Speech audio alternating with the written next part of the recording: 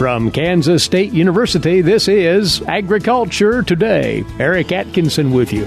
And here's what's coming up. Out of Oklahoma State University, Derrell with this week's cattle market segment. Among other things, he'll talk with us about the conditions he's observed as he's traveled extensively through High Plains cattle country in recent weeks. Then the K-State Radio Network's Randall Kowalik visits with K-State's Vara Prasad about a group of students from one of India's leading agricultural universities who are on a 6-week study visit to K-State to get a look at this university's approach to agricultural research, teaching, and extension. And later, with this week's 4-H segment, Jeff Wickman talks with K-State's Aliah Mestrovich Seay about the first ever Kansas 4-H Academy Camp. All that and more ahead on this Agriculture Today.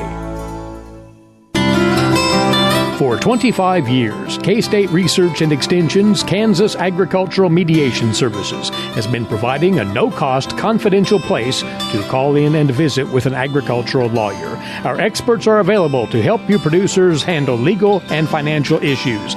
Explore your options and generate solutions. Call us at 800-321-3276 or visit us online. Kansas Agricultural Mediation Services.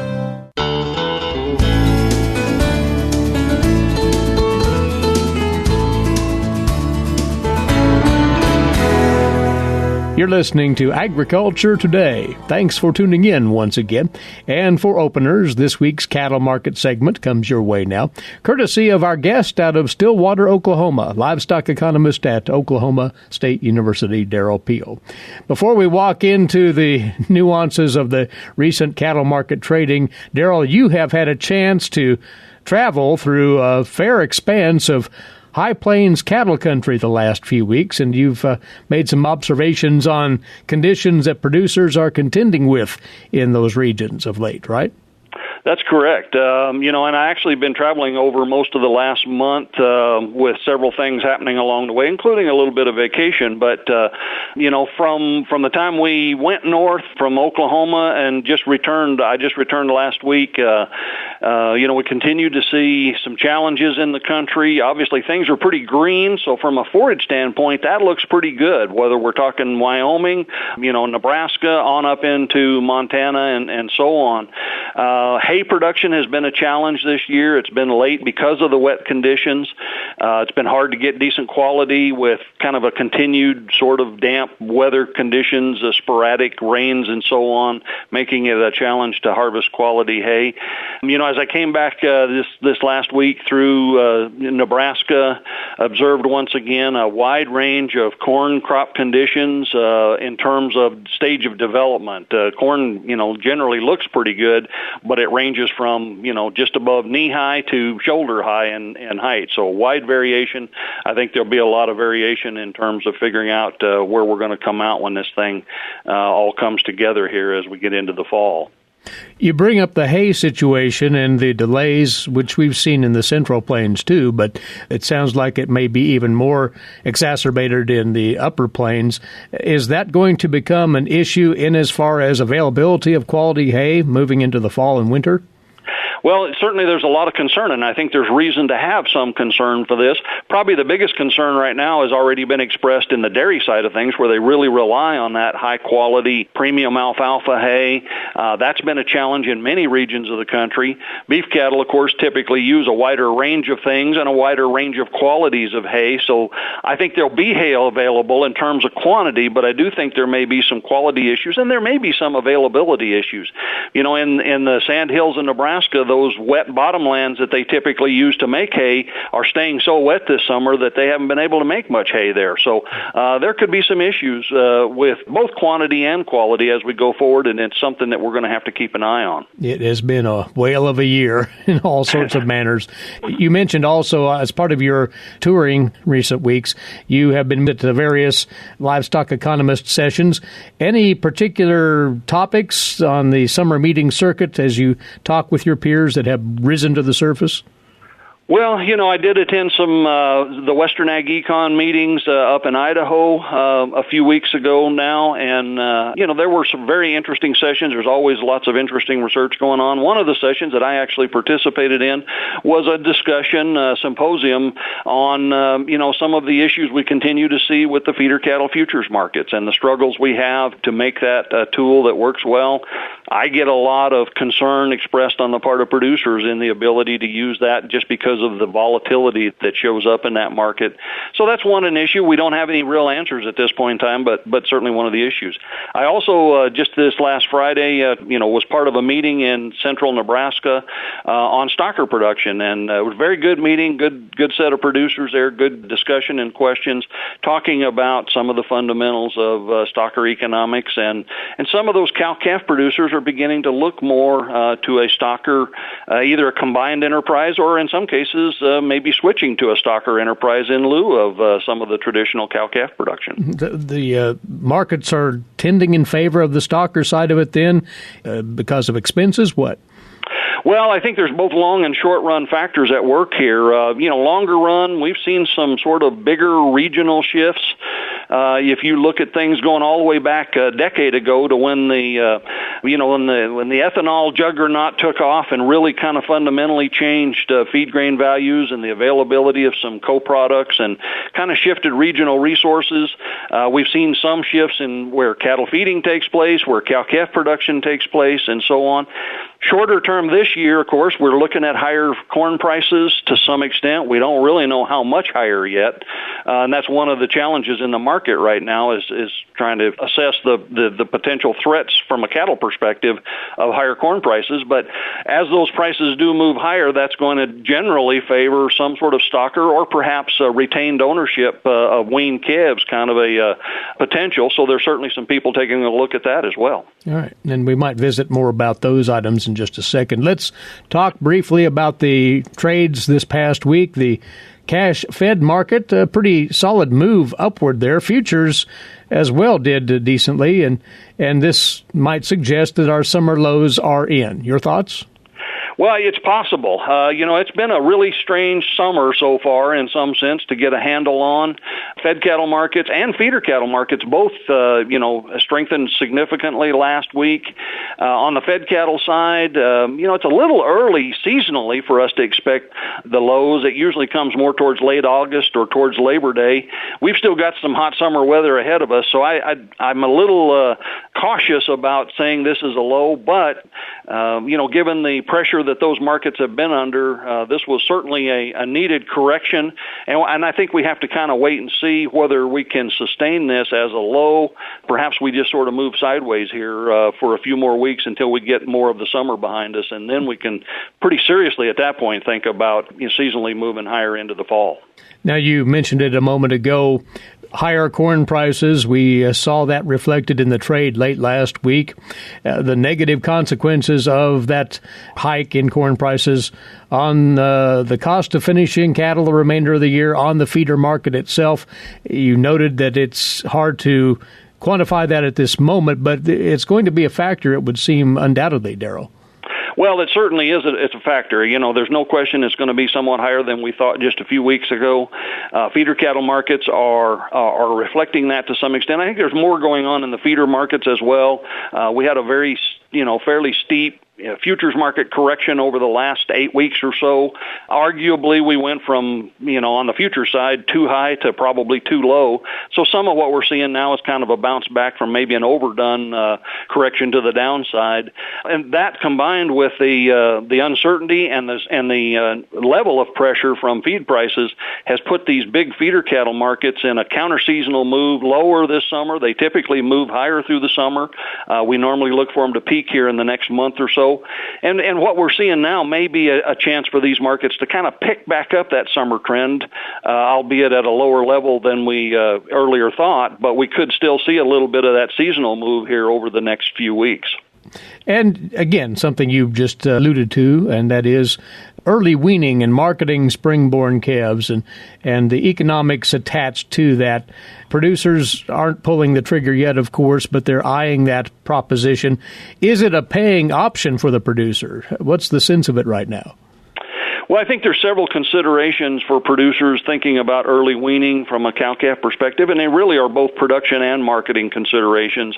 In terms of weaning early, that's going to fit into, kind of how you view current calf markets relative to the feeder markets. We just sort of indicated that there may be some potential for hanging on to these calves in a stocker or backgrounding sense beyond weaning and putting a little weight on them. That's one consideration. The other one from a production side, of course, is if you're going to early wean those calves, then that's going to make some forage available that wasn't there. And so, one of the questions you have to answer is sort of what's the other use of that, or what's an other use of that, and is there a better use of that than perhaps leaving those calves out there to a more typical weaning time? So I think there's a number of factors out there. And again, this summer period's been a little challenging. Cattle markets have been kind of looking for direction a little bit, trying to sort out all of these factors. And certainly we keep an eye on these feed markets in particular in terms of whether or not the timing of moving these weaning calves looks better at weaning or perhaps a little bit after weaning with some additional backgrounding weight put on those cattle. Producers may have to put a pencil to this question multiple times as the dynamics seem to shift here, Derrell. That's right, and that's kind of the nature of that whole stocker backgrounding sector anyway, whether you're buying those animals in a commercial stocker backgrounding sense or whether you're looking at retaining ownership of raised calves. It's one of those things I always tell producers, you can figure it out, but it doesn't stay figured out, so you got to figure it out ever again. And this is a really dynamic period where that's certainly going to be true. All right. And lastly, just to recap here, you think that the fed cattle market may be headed toward a sideways pattern? That may be the drift of it right now? Well, I think we take some comfort in the idea that we did see a bounce last week and at least kind of stop the slide in both the fed and feeder markets, and so that gives us a chance to at least kind of consolidate here through these sort of summer doldrums that we generally struggle through here in the heat of the summer. So I think there's at least a chance, that we kind of consolidate these markets and move a little bit sideways, and then again we'll see where we're at in another month or so, and then kind of assess where we might be looking at for the last quarter of the year, last 2 quarters of the year. Very well. Good insight, as always, and we appreciate your time, Derrell. We'll talk again in the not-too-distant future. Many thanks. You bet. I'm happy to do it. Derrell Peel with us. He is a livestock economist at Oklahoma State University. Agriculture Today will be back shortly on the K-State Radio Network.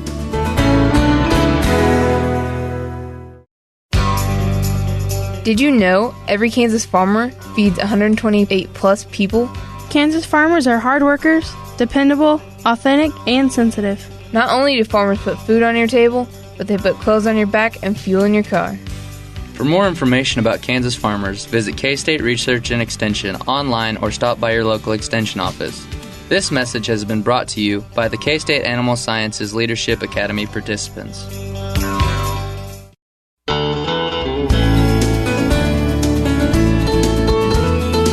Welcome back to Agriculture Today. I'm Randall Kowalik.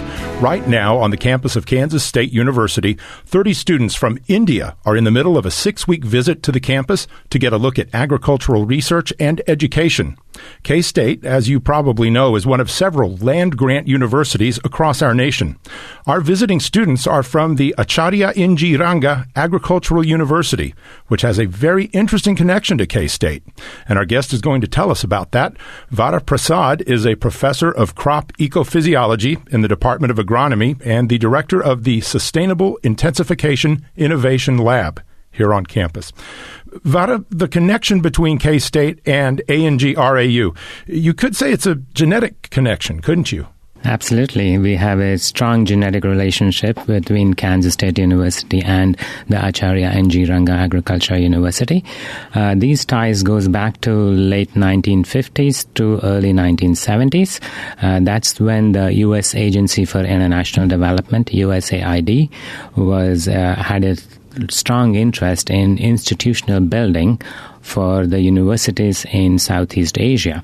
So one of the purpose of Kansas State University was to establish this Andhra Pradesh Agricultural University, APAU, the former name of this Acharya N.G. Ranga Agriculture University.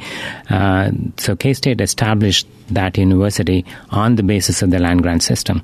So APAU was established by K-State in 60s on the basis of land grant system, where APAU was doing research, extension, and teaching. So it's a great model for Indian universities.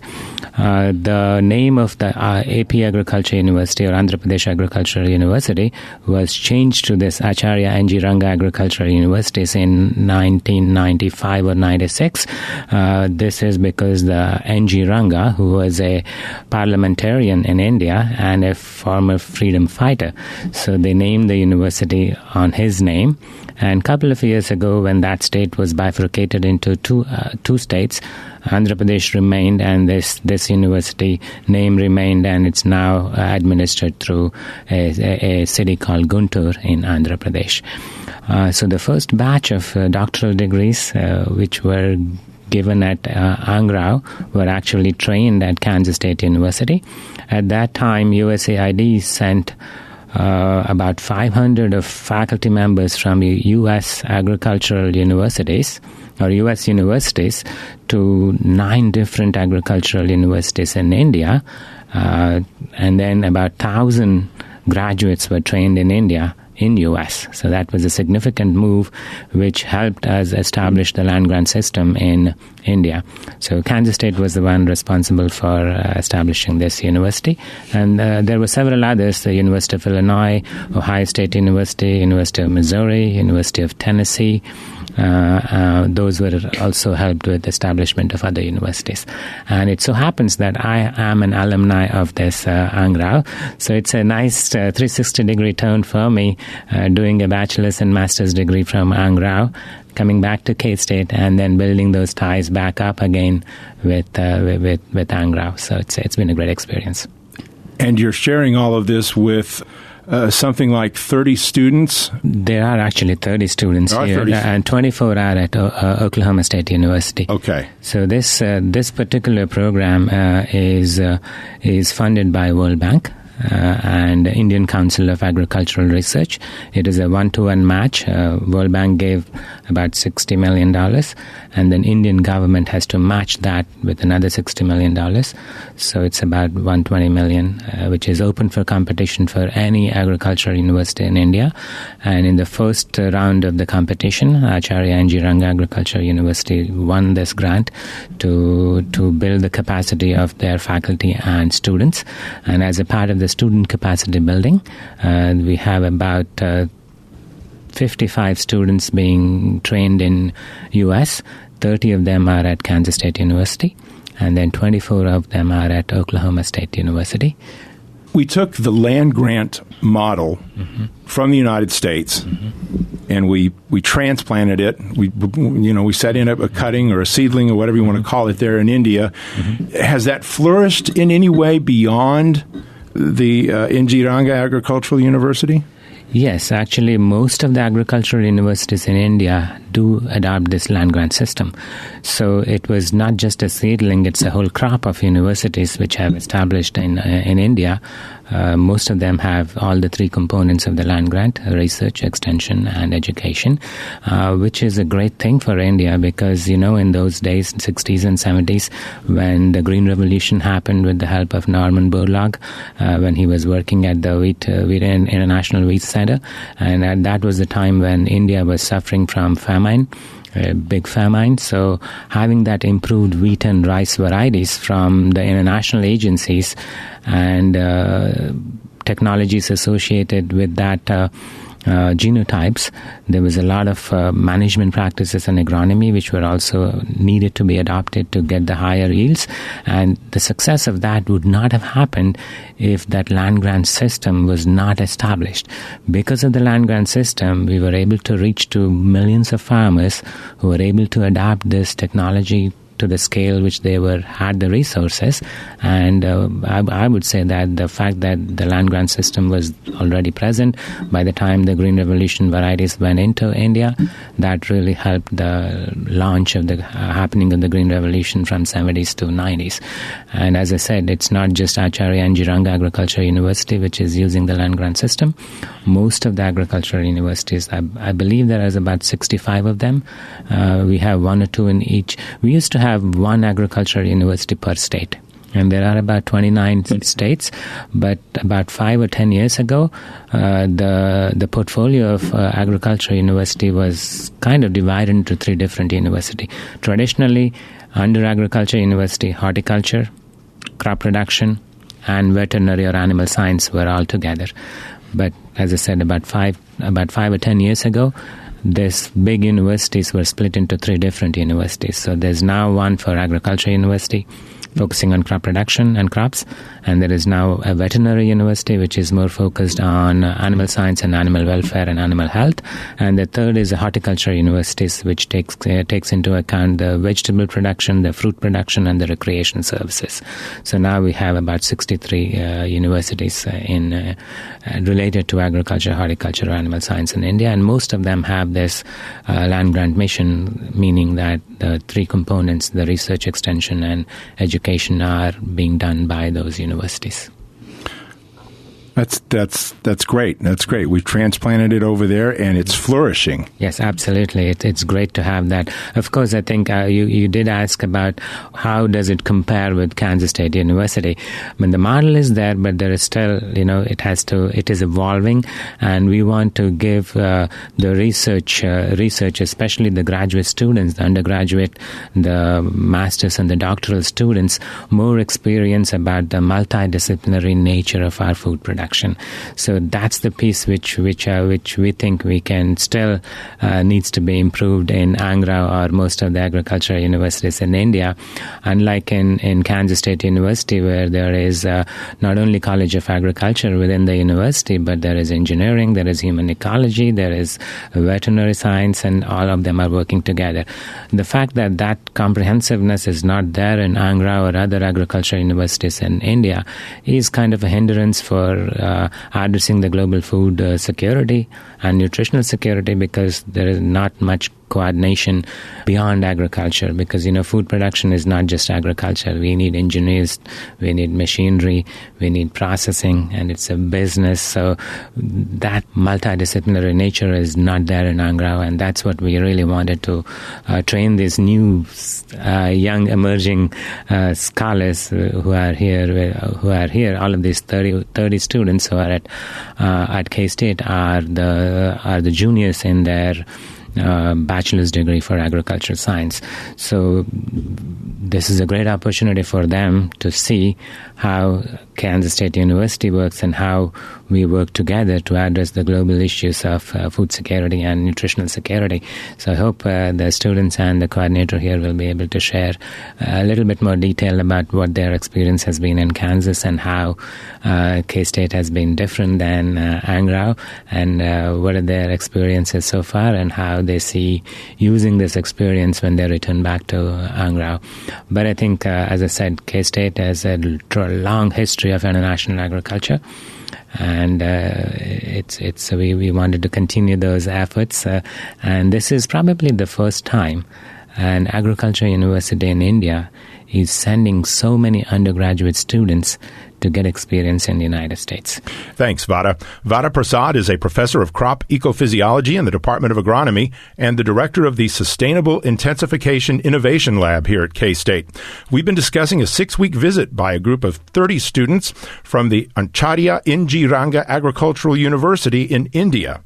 That was founded in 1965 with assistance from Kansas State University. The ANG-RAU was also modeled on the land-grant university system. Tomorrow we'll hear from the coordinator of this visit and from one of the students, a young woman who has chosen a career in a cutting-edge sector of agriculture. Agriculture Today returns after this short break. This is the K-State Radio Network.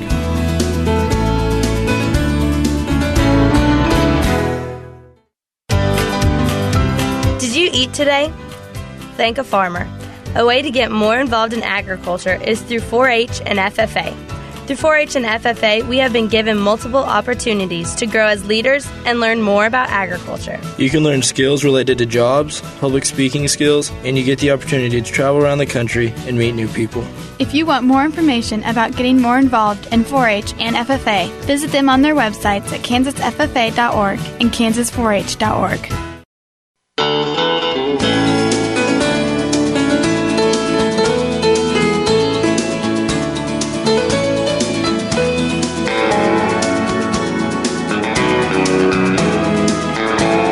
Coming to you from the campus of Kansas State University, this is Agriculture Today, and welcome back. Eric Atkinson here. Over now to today's agricultural news headlines for you, courtesy in part of DTN. Well, according to Federal Reserve Chairman Jerome Powell, in speaking before lawmakers last Thursday, banks remain in good shape to continue lending to farmers and ranchers despite deteriorating conditions in the agricultural economy. Quoting Powell, our Farm Belt banks have had a lot of experience in dealing with the issues that farmers are confronting right now. He shared this with the Senate Banking Committee at a hearing. He went on to say, again quoting, as a whole, the agricultural sector is in a difficult place. It is a tough time. I know that banks are trying to work through these difficulties with farmers.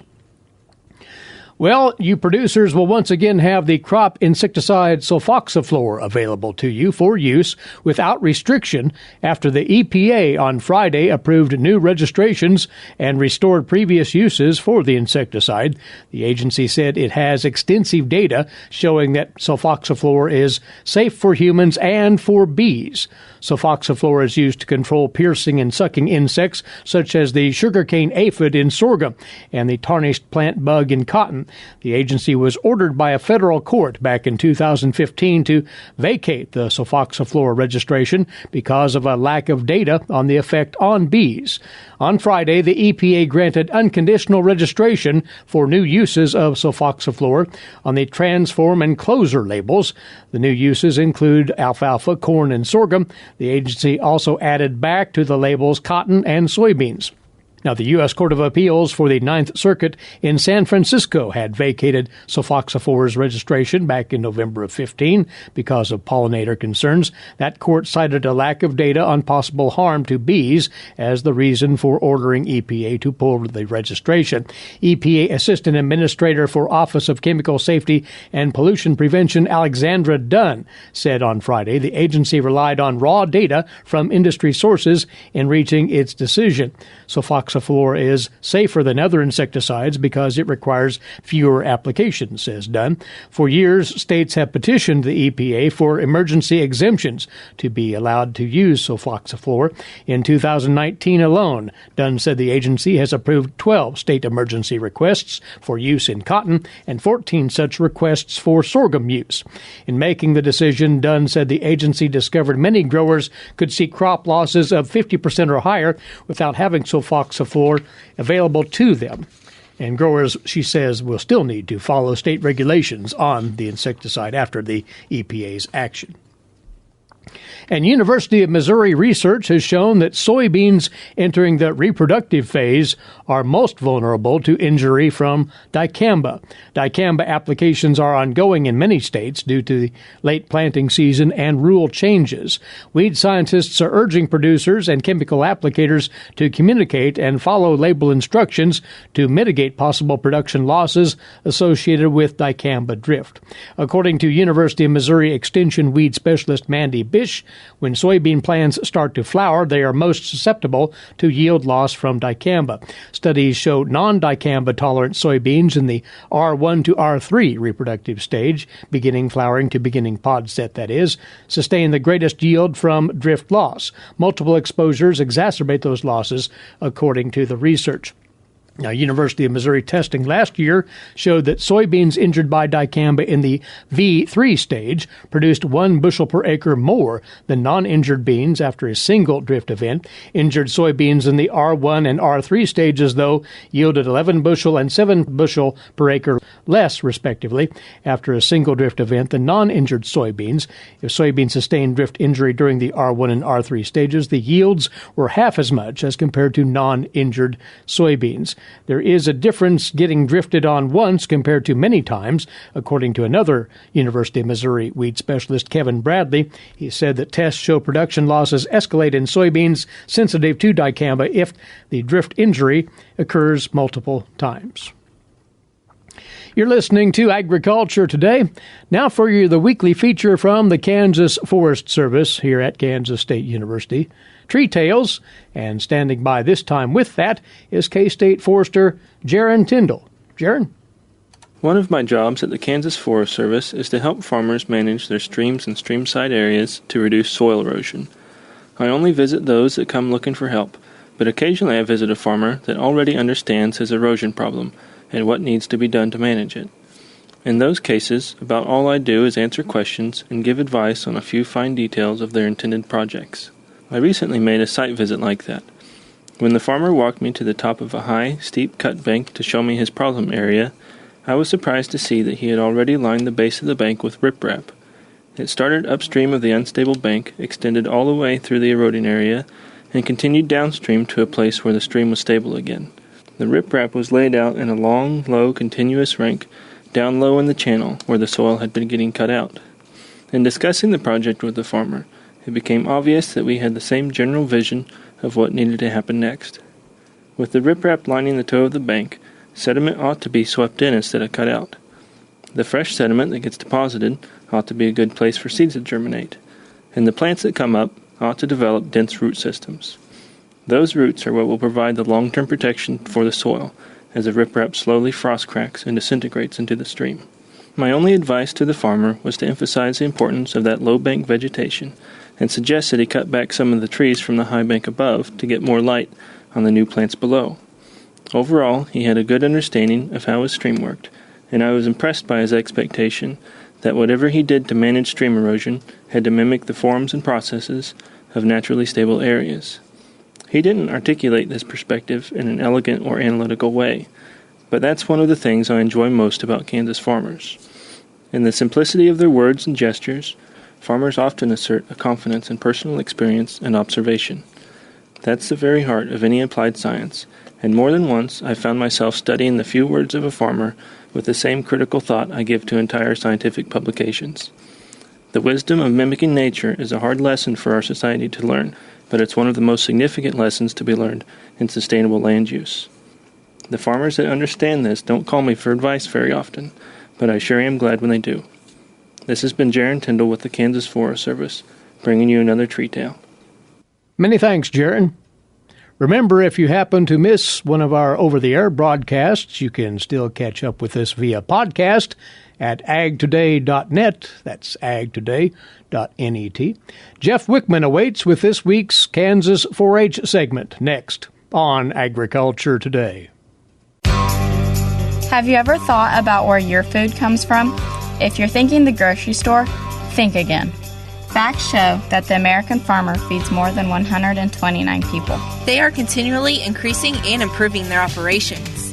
A wide variety of crops and livestock are grown in Kansas as well as the United States, providing food to your dinner plate. Next time you see a farmer or rancher, thank them. For more information, contact K-State Research and Extension.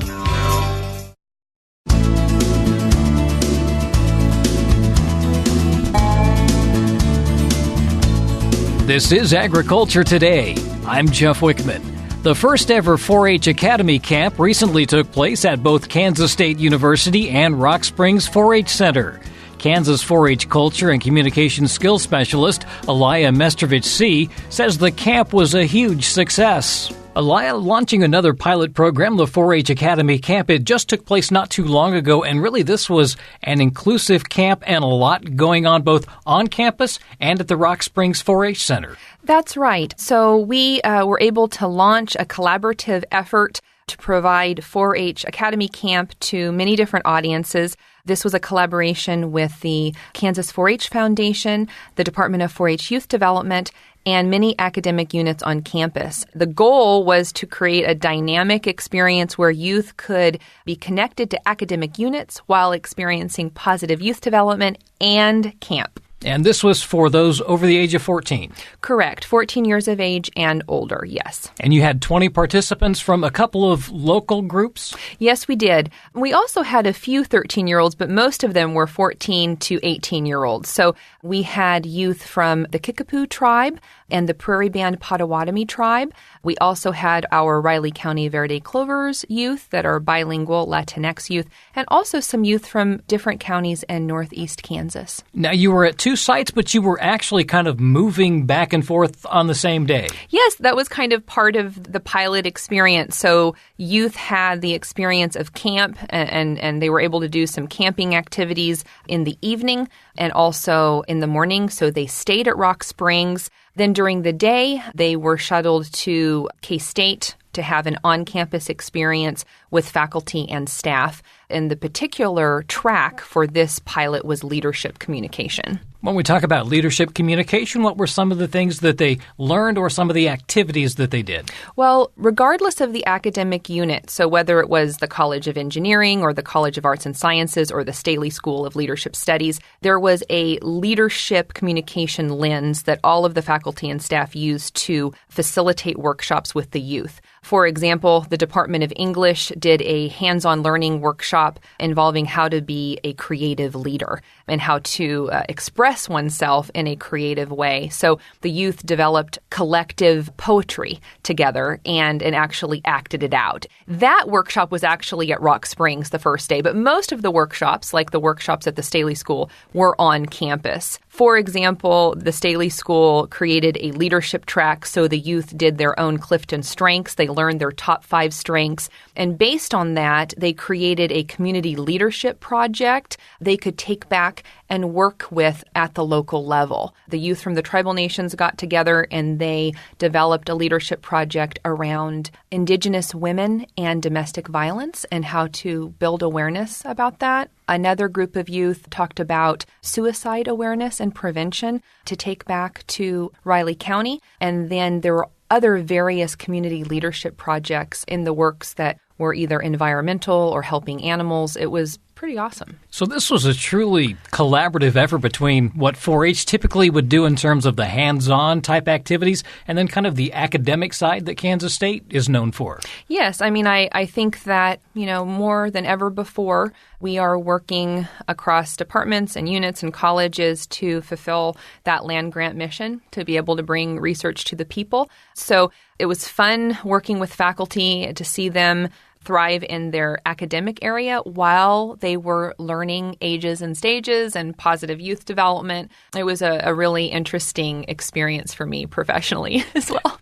This also gives the youth an opportunity to experience what life is like on a campus, even though it's summer, there's still a lot going on here. That's true. So New Student Services, they were able to give the participants a tour of campus. We also had Dr. Deborah Bolton, who is a former Extension professional, provide them with a leadership workshop through Diversity and Multicultural Student Affairs. And so they really got a great taste for campus life while being able to go back to Rock Springs. They're a little bit more familiar with things that happen within the 4-H atmosphere. How did they react to being on campus and doing some of that type of learning? Well, I'd say that we got a lot of good feedback. Youth specifically said that they wanted to see even more camping activities next time and more hands-on learning. It was different for them to be in a classroom and in a college classroom working with faculty.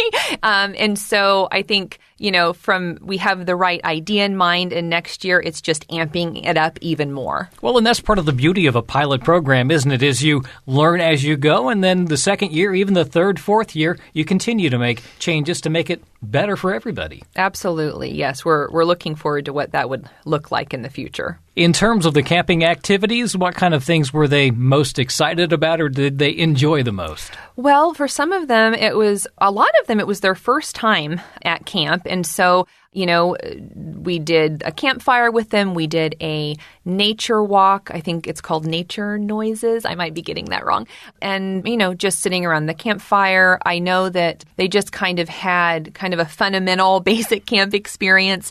I'm thinking they'll probably want to do shooting sports next time and some other things. And then there was swimming as well. And they also have a chance to just be youth. They have a chance to be kids when they're out in the camping environment. Yeah, a lot of them are youth mentors on their local reservations at the Boys and Girls Club. So this did give them an opportunity to just, have fun with their peers and not be responsible for younger youth, which is different for them. And I don't believe I mentioned, but this was sponsored, a lot of the youth were sponsored through the Kansas 4-H Foundation with a generous donation from one of their donors. You had a lot of cooperation from Kansas State University. Do you see their role maybe expanding in the years to come? Well, what was interesting to me, yes, I think that faculty and staff just jumped on this opportunity to connect with youth and to explore their academic area with another age group. I think, we had the Faculty and Staff Indigenous Alliance that was a big part of providing feedback and programming along with the Staley School, because here on campus, this could be considered a recruitment event. And at K-State, we're looking for innovative recruitment opportunities. And so it was treated as such. And I think in the future, we'll just have more content areas on board, possibly STEM, ag, and some other content areas. I think there will be a lot of opportunities to grow this program and to continue to articulate that 4-H is part of Kansas State University, that we are connected to academic units, and this is just one more way for us to demonstrate that and to create ongoing collaborative partnerships. That's Kansas 4-H Culture and Communication Skills Specialist Aliah Mestrovich Seay. To learn more about Kansas 4-H, go to kansas4h.org. And that'll do it for the Monday edition of Agriculture Today. For Eric Atkinson, I'm Jeff Wickman. This is the K-State Radio Network.